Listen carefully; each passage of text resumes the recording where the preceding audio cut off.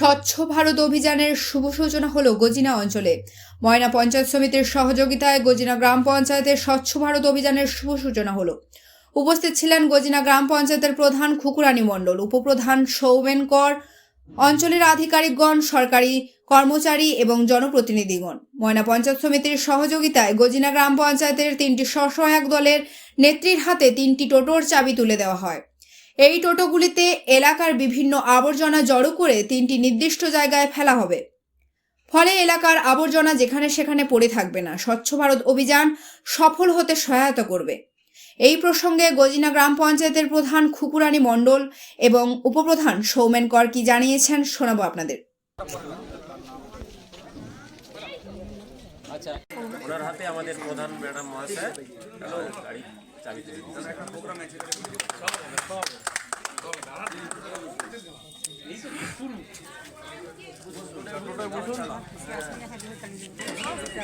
হাততালি দিয়ে আমরা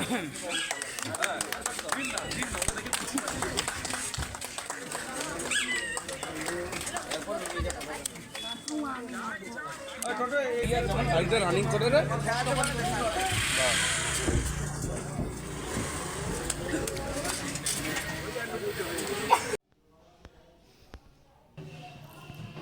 আজকে আমাদের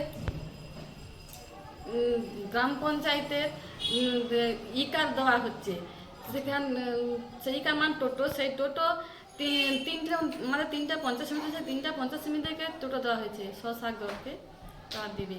এই যে পচন জাতীয় দ্রব্য এবং প্লাস্টিক জাতীয় দ্রব্য এরা প্রত্যেক বাড়িতে সব জমা আছে, সেই টোটোতে আসবে, এসে আমাদের কিরানা হাড়গস্তলাতে সেগ্রিগেশন শেড হচ্ছে, সেইখানে সেই দ্রব্যগুলো ফেলানো হবে, তারপরে ওইটা পৃথকভাবে ভাগ করে নেওয়া হবে।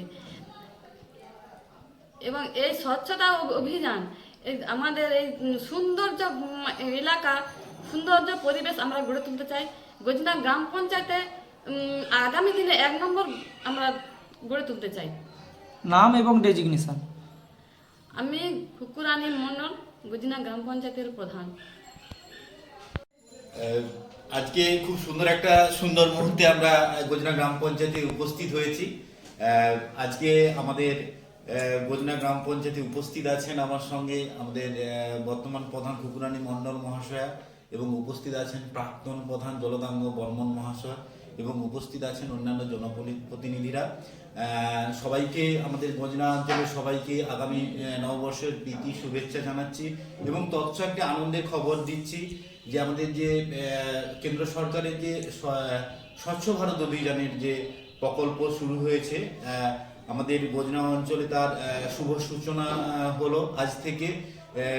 আজকে হচ্ছে আমাদের বিশেষ করে যে বিষয়টি দিয়ে সূচনা হচ্ছে, আমাদের এই স্বচ্ছ ভারত মিশনের একটি অঙ্গ হিসেবে SBMGর প্রকল্পের মাধ্যমে আমাদের গজিনা 7 নম্বর অঞ্চলে 3টে টোটো এসেছে, এবং এই টোটোগুলি আগামী দিনে যে গজিনা গ্রাম পঞ্চায়েতের বিভিন্ন এলাকাতে যে বিভিন্ন ধরনের আবর্জনা জমে আছে, পচনশীল এবং অপচনশীল, এই প্লাস্টিক জাতীয় যেসব জিনিস দ্রব্যাদি, সেগুলো হচ্ছে এই পুরো গোটা গ্রাম পঞ্চায়েতের মধ্য থেকে যত আবর্জনা সব আমাদের যে গজিনা গ্রাম পঞ্চায়েতের হাড়গাছতলার যে জায়গা, কিয়ারানা হাড়গাছতলাতে, ওইখানে সব আসবে এই পচনশীল দ্রব্য বা অপচনশীল দ্রব্যাদি এই টোটোর মাধ্যমে, এবং ওইখানে এসে সেগুলো সব পৃথকীকরণ হবে। সেগুলো পৃথকীকরণের মাধ্যমে আবার পুনরায় যাতে পরিবেশে ব্যবহার করা যায়, পুনরায় এগুলো যাতে আবার ব্যবহার করা যায়, সেই ব্যবস্থা